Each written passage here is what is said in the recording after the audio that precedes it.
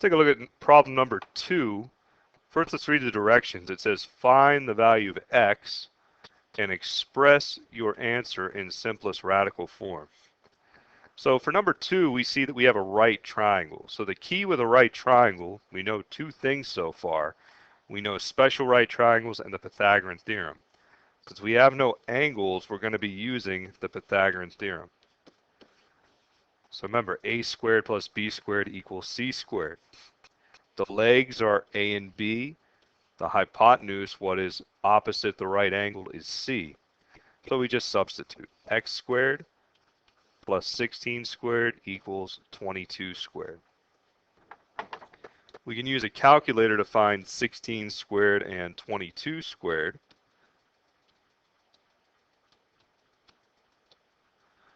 So we end up with x squared plus 256 is equal to 484.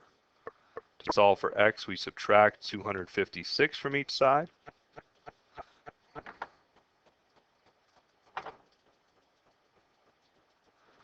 So 484 minus 256, we get 228.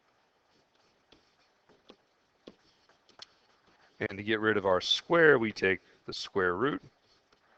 So we have x is equal to the square root of 228. Is that in simplest radical form?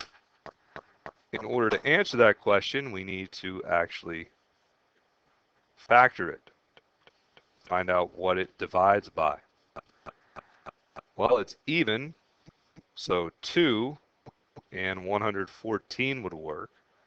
114 is even, so we have 2 and 57. And 57 will actually be divisible by 3, so we have 3 and 19. All of these numbers are prime. So whenever I take the square root of 228, it's equal to the square root of 2 times 2 times 3 times 19. What I do is I take my pairs, I bring those out. So 2 is going to be outside the square root, and I multiply the numbers inside. 3 times 9, which is 27. So this is my final answer, 2 square root of 27.